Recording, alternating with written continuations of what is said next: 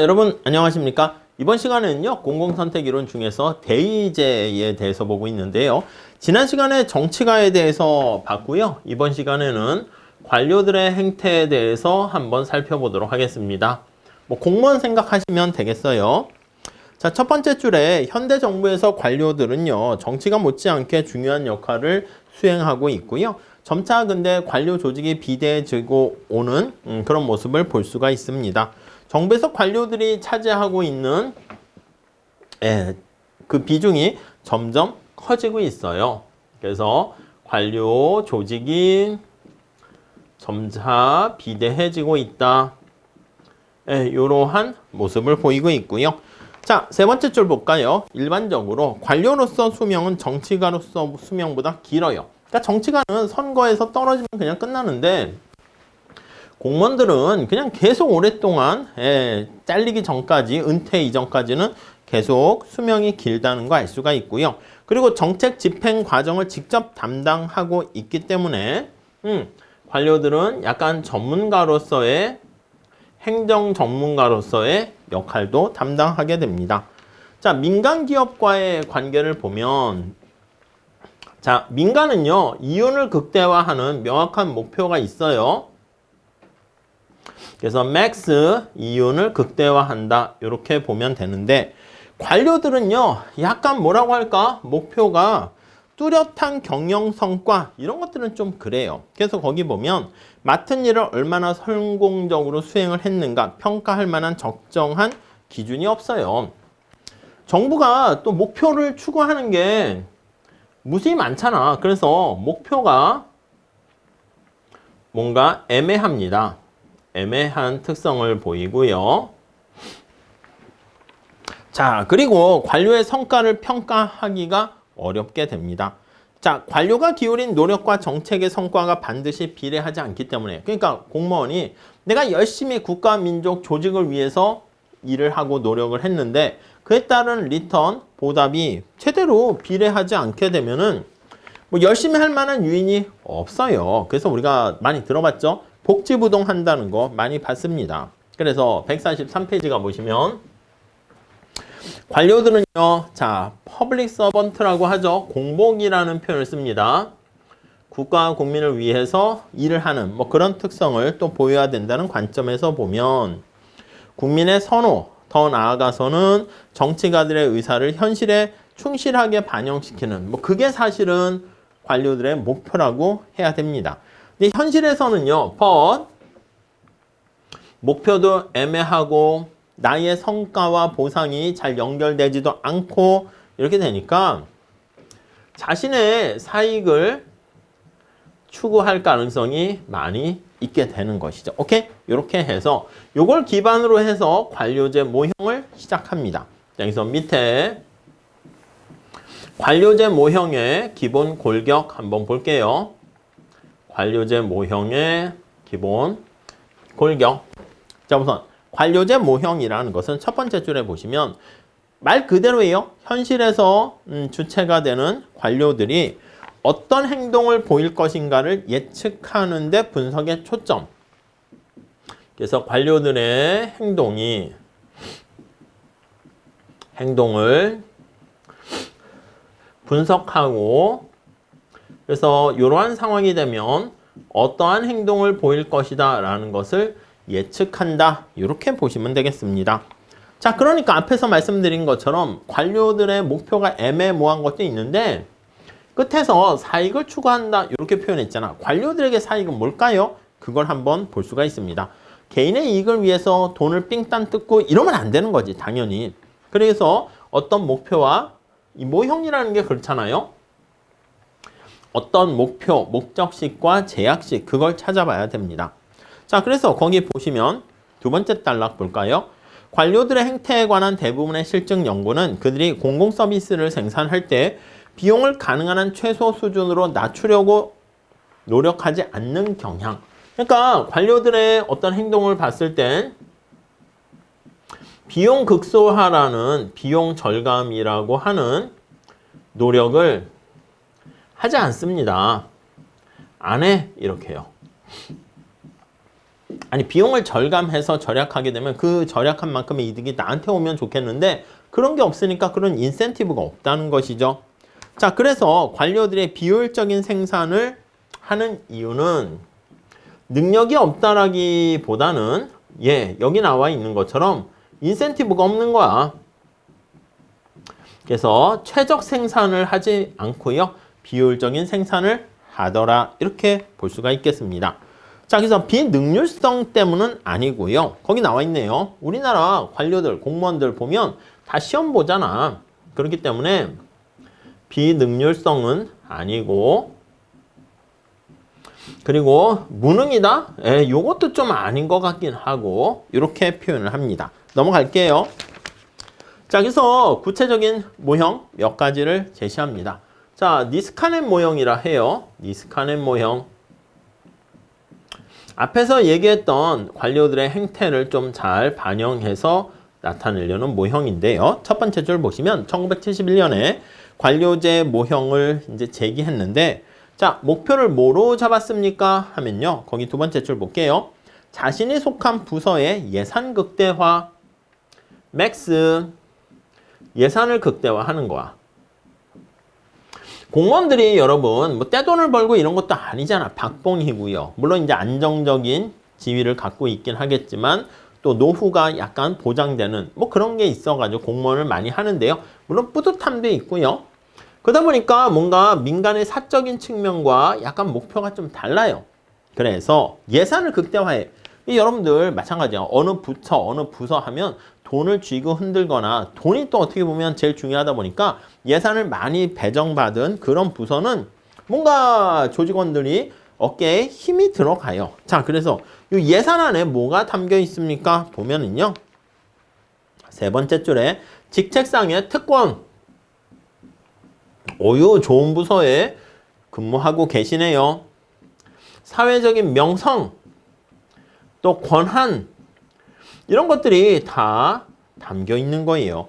영향력, 이런 것들. 힘이죠. 파워죠.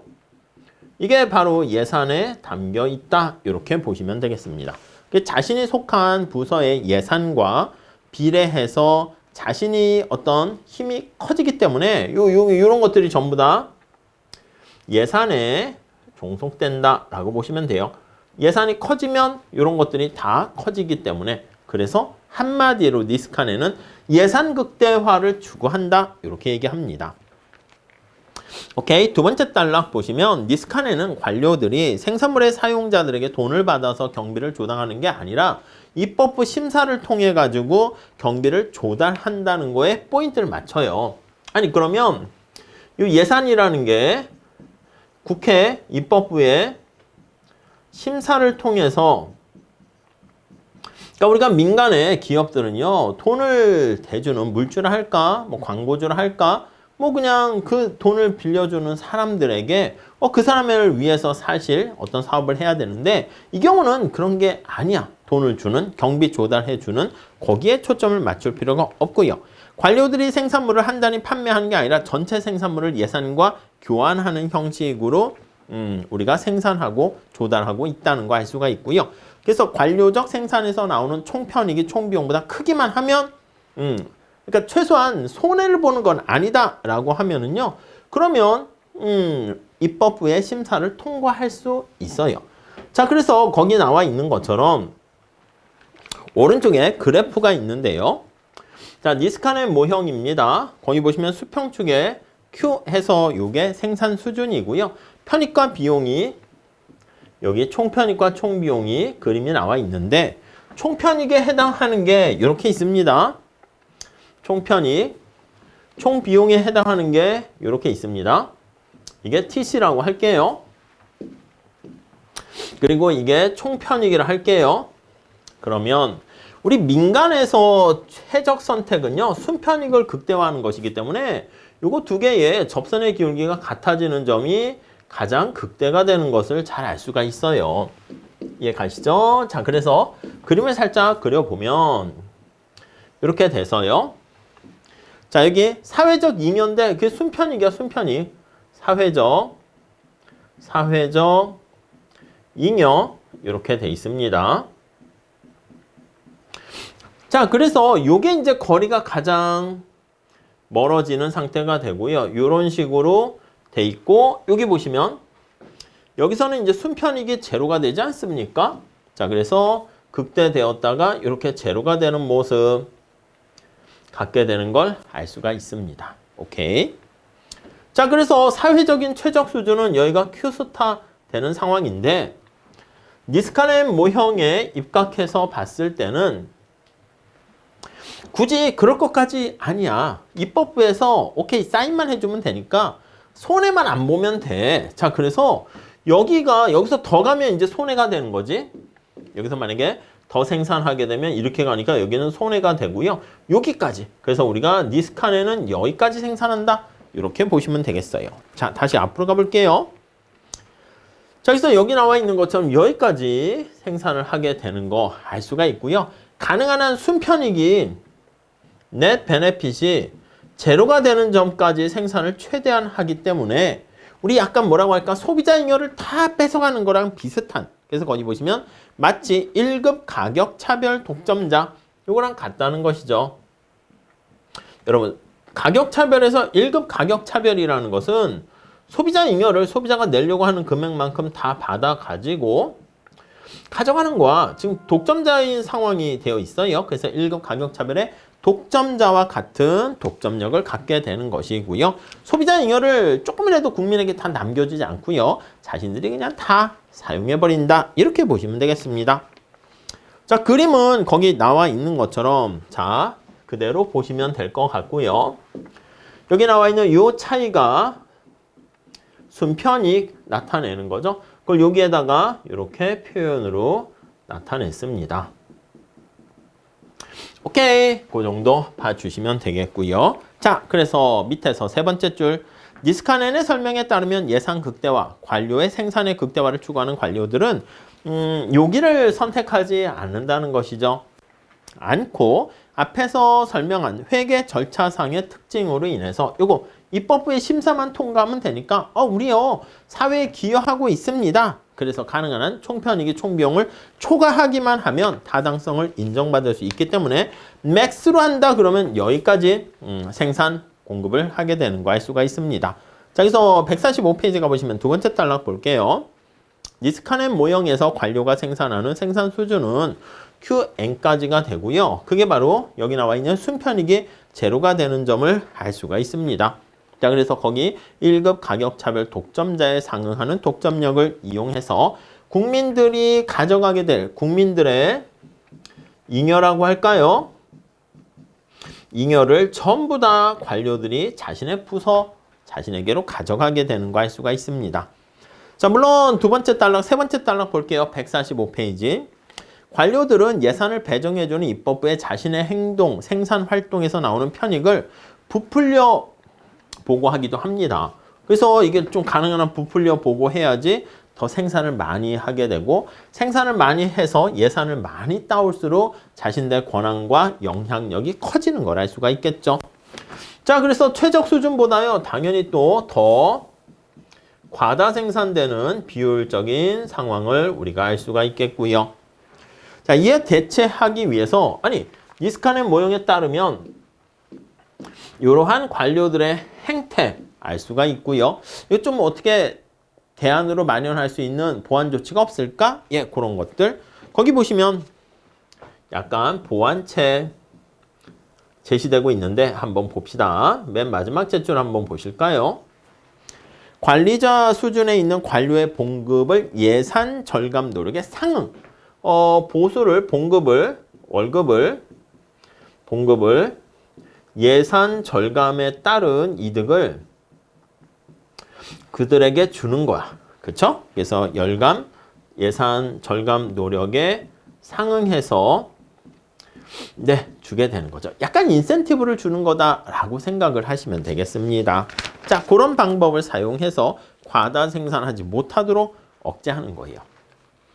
옛날 미국에서 어떻게 보니까 월마트나 이런데 이마트 같은 그런 데죠. 거기 보니까 자꾸 물건들이 사라지는 거, 없어지는 거야. 그래서 이제 그 위에서는 생각을 하는 거지. 아, 이게 고객들이 자꾸 뭔가 몰래 가져가나 보다 해가지고요. 감시원들, 뭐 오히려 사복을 입은 직원들을 배치해가지고 감시원들을 쫙 배치를 해놨는데 알고 봤더니 아니, 거기 일하는 사람들이 공무원처럼 팍봉인 거야. 그러니까 아이고, 내가 월급이라도 작은 수준인데 이거나 해야지. 그러니까 우리가 이제 회사 가면 회사에 있는 커피 믹스, 무슨 포스트잇, 연필, 볼펜 이런 거 그냥 집에 가져가서 쓰는 경우 많잖아요. 많지 않겠죠. 근데 아무튼 그런 경향이 있잖아요. 드라마 같은 데 보면. 그래서 그 회사에서는 이제 생각을 한 거지. 아유, 이렇게 직원들을 너무 감시하고 고객들이 잘못한 줄 알았더니 직원들이 좀 그러는 것 같고 하니까 그냥 오히려 물건이 없어지는 게 줄어들게 되면은 그게 월급을 올려주는 걸로 절감한 만큼 손실돼서 없어지는 그거를 월급과 링크 시켜줬더니 자기가 몰래 가져가면 자기 동료들의 돈을 가져가는 거잖아. 그러다 보니까 이렇게 중간에 사라지는 게 줄었다라는 얘기를 하기도 합니다. 저기서 146페이지 가보시면 예산을 절감 노력하지 않는 그런 관료들에게 급여상의 불이익을 주고자 하는 것인데 실제로 쉽지는 않습니다. 그래서 요거는 약간 탄력적인 급여 체계를 좀 마련해보자 이렇게 얘기를 하는 것이고요. 또 두 번째 한번 볼게요. 첫 번째 이런 게 있고 두 번째 자 거기 보시면 생산과 공급 활동은 민간에게 맡기고 정부는 비용만 댄다. 그러니까 워낙 생산하고 공급은 민간이 효율적이니까 생산과 공급은 민간에게 오케이. 그리고 이제 경매 입찰을 통해 가지고 비용은 정부가 되고 뭐 그런 방법을 쓰는 게 어떤가 이렇게 얘기합니다. 현실적으로도 민간 기업이 좀 효율적이니까 같이 관료와 비효율성을 극복한다는 방안이긴 한데 쉽진 않다 이렇게 얘기합니다. 자, 그다음 단락 보시면 니스칸의 모형은 이제 처음에 요 관료제 모형을 제시한 처음 모형으로서 심플하고 아이디어가 좋긴 해요. 근데 이제 처음이다 보니까 약간 뭔가 모형이 빈약한 측면도 있죠. 어떤 측면이 빈약하냐라고 하면요. 거기 한번 보시면 무엇보다 현실에서 입법부가 관료제 모형에서 얘기하는 것처럼 순진한가? 아니 입법부가 무조건 관료들이 이렇게 부처에서 올린 뭐 예산을 짜가지고 집행하는 거잖아. 그걸 딱 봤더니 그냥 그걸 그대로 수동적으로만 행동하나? 아닐 수 있다는 거죠. 국회는 바보인가? 수동적인가? 아닐 수도 이렇게요. 근데 모르겠어요. 맨날 싸움만 하는 거 보면 좀 이런 거 신경 안 쓰는 것 같기도 한데 뭐 그렇지 않은 국회의원도 많이 있긴 하겠죠.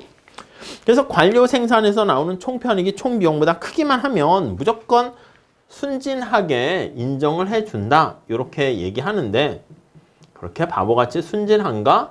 아닐 수도 있다. 현실에선 그런 지적을 하게 되는 것이고요.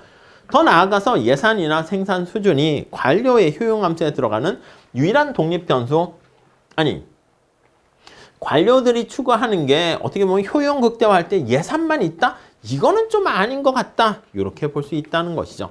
그래서 이 모형을 극복하게 된 게 다음 밑에 나와 있는 미그-빌레인저 모형이다. 이렇게 보시면 되겠어요. 자, 다시 정리하면 니스칸의 모형은 자, 관료들의 행태를 살펴봤을 때 목적식이 예산이다. 이렇게 얘기한 거예요. 예산을 극대화한다. 이렇게요. 예산이 효용과 직결되는 것이죠. 자, 그런데 미그-빌레인저는요. 좀 모형을 발전시켰어요. 그래서 예산을 극대화한다. 그거는 좀 부족하고요. 관료들도 효용을 극대화하는데 이 효용 속에는 뭐가 들어가는가라고 하면요. Q가 예산, 관료의 어떤 생산 수준이고요. 그리고 R은 직책상의 특권 이렇게 얘기합니다. 자, 그래서 예산이 아닌 효용 극대화를 좀 모형을 미시경제학 측면으로 발전을 시켰고요. 효용이 단순하게 여기는 어떻게 보면 예산이 효용에 영향 미치는 건데 이게 예산이고요. 여러 가지 다양한 특권과 같은 뭐 그런 것들에 의해서 영향을 받는다. 이렇게 얘기합니다. 자, 예산상의 잉여를 가지고 있어야지 직책상의 특권을 취할 수 있다라는 요거는 예산상의 잉여라고 보시면 되겠어요. 자, 그래서 그래프가 잘 나와 있는데요. 그걸 가지고 한번 보시죠. 자, 우선 첫 번째, 여기가 생산 수준이 되는 것이고요. 앞에서 말씀드린 여기 예산상의 잉여 이렇게 있어. 얘가 이제 R이라고 보시면 되겠고요. 이게 이제 예산의 Q 이렇게 돼 있죠. 앞서 살펴본 바와 마찬가지로 이런 식의 선택 가능한 한 뭐 파이라고 해놨습니다. 순편익 이렇게 해놨어요. 이게 이제 제약 조건이 되는 거야. 우리 예산선이라고 생각하시면 돼요. 자, 니스카넨 모형에서는 어디까지 생산하냐면 여기까지 생산한다 이렇게 얘기했고요. 사회적인 최적은 어떻게 되냐면 여기 나와 있는 순편익과 순잉여가 이렇게 극대되는 점 여기를 선택해야 된다 이렇게 얘기하는 거죠. 자, 그런데 여기 나와 있는 미그 빌레인저 모형에서는 요 효용함수 이게 바로 이제 무차별 곡선에 반영이 되는 것이죠. 자, 무차별 곡선에 대한 형태가 그냥 우하향하면서 원점에 대해서 볼록한 것이다 라고 상정하면요. 이렇게 얘기할 수 있을 거예요. 그래서 거기 보시면 무차별 곡선 효용함수 이렇게. 그래서 여기가 바로 생산량 미그 빌레인저 이렇게 보시면 되겠습니다. 자, 그러니까 거기 나와 있는 파이라는 게 관료의 생산과 잉여 사이의 관계를 나타내는 곡선이 이렇게 들어가 있는데 효용 극대화하는 선택을 가만히 살펴보면은 여기가 되고요. 자, 그러니까 사회적인 최적 수준보다는 당연히 생산이 많아요. 근데 니스카넨보다는 생산이 작다라는 거 알 수가 있겠습니다. 자, 그래서 147페이지 거기 한번 보시면 첫 번째 단락에 거기 한번 보시면 그림이 나와 있고 두 번째 단락에 나와 있습니다. 관료들은 이 푸른색, 거기 책에선 파란 색깔로 돼 있네. 자신의 효용을 극대화하는 한 점을 선택하게 되고요. 그 점이 이렇게 된다라고 보시면 되겠습니다. 자, 그래서 결론으로 말씀드리면 미그 빌레인저 같은 경우에도 사회적인 최적 수준보다는 생산량이 더 많긴 합니다. 근데 니스카넨 모형보다는 작다. 이렇게 되는 거 알 수가 있겠죠. 그래서 역시 생산은 너무 많이 해서 요거 최적 생산보다는 더 많이 해서 과다 생산하게 되는 건 변함이 없어요. 그래서 비효율적이다. 이렇게 볼 수가 있겠죠. 오케이, 이렇게 정리를 하시면 되겠습니다. 자, 다음 관료제 이런 문제가 있다는 걸 알게 되었고요. 그래서 관료제를 좀 어떻게 개혁할 수 있는 방법이 없을까? 그게 이제 다음 절에 나와 있어요. 관료제 개혁. 이런 것들은 주로 이제 행정학과에서 많이 하긴 하는데 거기에 나와 있는 내용들 중에서 기본이 되는 걸 여기 가져왔습니다. 우선 첫 번째 줄. 자, 공복이라는 말 나와 있습니다. 관료는 국민을 위해서, 국민의 이익을 위해서 봉사하는 걸 주된 존재로 삼아야 되는데 그러한 약간 행동을 보일 것을 너무 기대하면 순진하다 이렇게 말씀을 드렸죠. 자, 우리 정보경제 이론에서 본인, 주인과 대리인 문제 이게 발생합니다. 국가의 주인은 어떻게 보면 국민인데요. 그 역할을 대리인하는 역할이 바로 정치가가 되고요. 또 정치가가 이제 대통령이 돼가지고 당선되신 분이 공무원 이제 관료들에게 이렇게 해주세요 하고 대신 대리인 역할. 그러니까 약간 중첩돼요. 국민이 본인, 대리인이 정치가, 정치가가 본인. 그 역할을 대신하는 게 관료 이렇게 되는데 본인 대리인 문제에서 나와 있는 것처럼 관료들의 행동이 국민의 행동과 국민을 위해서 한다라고 반드시 얘기할 수 없는 경우가 있네요. 그게 바로 거기 나와 있는 것이고요. 그래서 첫 번째 단락 마지막 째줄 보시면 우리는 잘 알다시피 도덕적 해이 문제가 발생할 수 있습니다. 국민을 위해서 내가 열심히 했는데 나의 열심히 노력한 걸 알아주지도 않고 이렇게 되면 열심히 할 만한 유인이 별로 없어지게 되겠죠.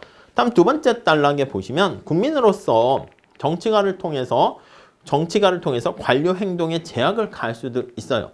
야, 저런 관료들은 어떻게 해야 되는 거 아니야? 그럴 수 있는데 국민의 투표에 의해 선출된 정치가가 국민의 이익에 현저하게 위배되는 행동을 하는 관료들에게 징벌을 가할 수 있어요. 근데 정치가 역시 국민의 이해관계와 완전히 대변되는 것은 아닐 수 있다. 그러니까 국민이 주인이고요. 그리고 정치가가 대리인이고 근데 이 관계가 이렇게. 근데 정치가랑 관료 사이에도 이렇게 중첩된 본인 대리인 관계가 성립한다. 이렇게 보시면 되겠죠.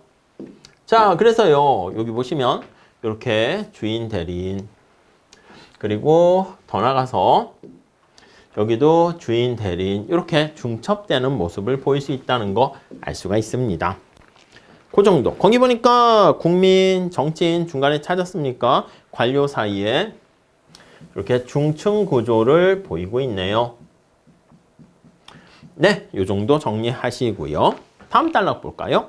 견제와 균형을 중심으로 하는 민주적 제도는 본인 대리인에서 대리인의 행동을 바람직한 방향으로 가도록 해야 되는데 그러기가 쉽지 않습니다. 도덕적 해이가 발생하게 되고요. 이걸 억제하기 위한 여러 가지 인센티브를 제공하게 되는 것이죠.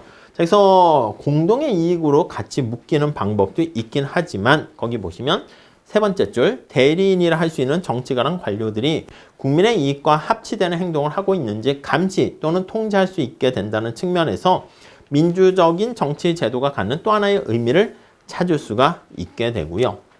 결국 여기 나와 있는 이런 대리인의 문제는 도덕적 해이를 불러일으키는 게 인센티브와 관련돼 있다. 인센티브, 유인 구조와 관련이 있다. 이렇게 보시면 되겠죠.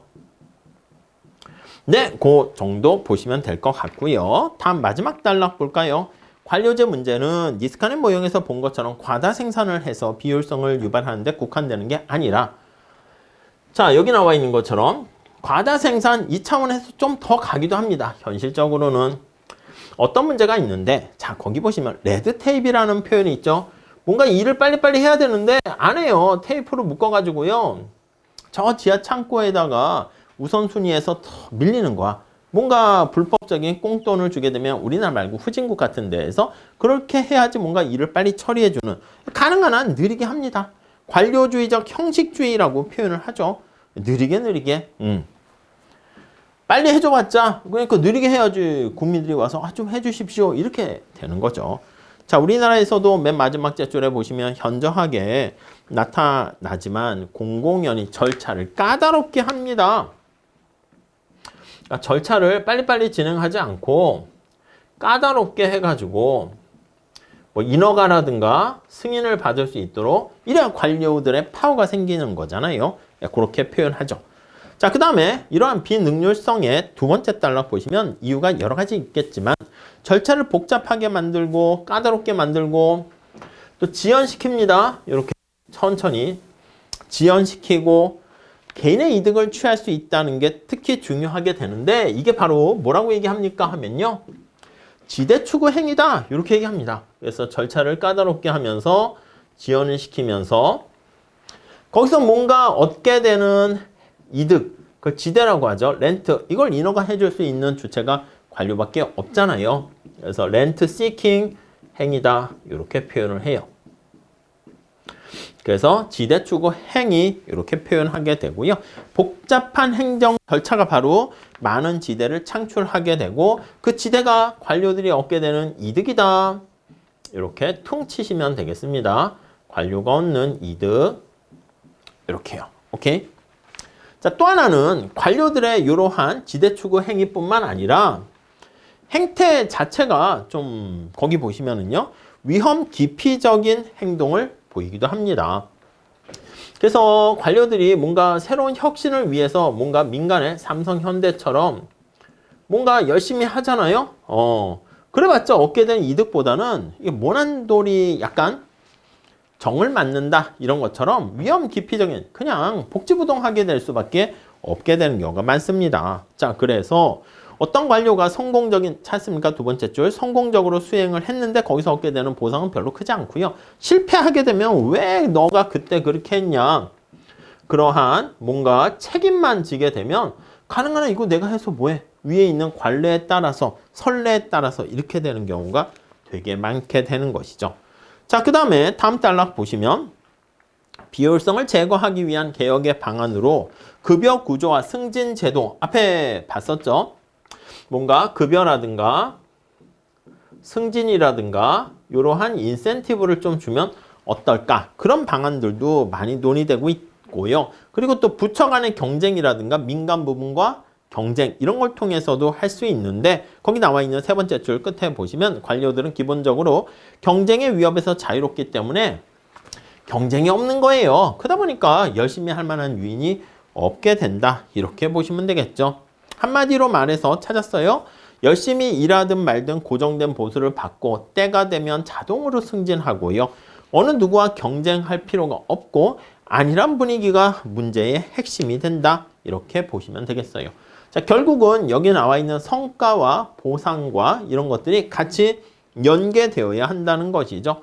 자, 근데 관료들의 어떤 여러 가지 성과를 평가하기가 쉽지 않습니다. 자, 그래서 마지막 단락 가보시면은요, 미국이 1978년에 공공서비스 개혁법을 통해 가지고 연방 공무원에 대해서요, 성과 연봉제를 도입했는데, 물론 준비 부족 그런 것도 있고, 형평성 논란으로 인해서 별 성과를 거두지 못하고 폐지하게 되었다라는 것을 알 수가 있습니다. 그 이후에도 다시 성과급을 반영해가지고 하려는 노력이 다음 페이지 가볼게요. 150페이지. 있었는데 늘상 공정성에 문제가 있어가지고요. 다시 또 폐지하게 되었고요. 국방부 일부에서는 다시 했었는데 또 역시 폐지되고 있고 미국도 만만치 않습니다. 우리나라도요. 거기 두 번째 단락 볼까요? 95년도 5급 이하 공무원 중에서 업무 성과가 우수한 사람들에게 특별 상여 수당을 지급하면서 도입을 하기 시작했고요. 99년도에는요. 거기 보시면 경쟁력 강화와 행정 서비스의 질 향상을 위해서 성과 상여금 제도가 실시되어서 더 본격화되고 있는데 약간 노력은 하지만 쉽진 않습니다. 그 정도 보시죠. 자, 다음에 특수이익 집단, 이해 집단 한번 볼게요. 우리가 이제 정치가들의 행태를 봤고요. 관료들의 행태를 봤어요. 그리고 특수이해 집단. 이 사람들도 이제 공공선택, 집단의 의사결정에서 굉장히 중요한 역할을 하니까 한번 보는 거예요. 자, 거기 보시면 두 번째 줄에 특수이해 집단인데요. 개인적인 유권자의 자격으로 정책 수립 과정에 영향을 미치려고 할 때 국민 개개인은요. 저기 정책에 반영되는 힘이 미약해요. 이게 잘 안 돼요. 국민 개개인은 힘이 없어요. 개개인은 미약하다. 이렇게 볼 수가 있어요.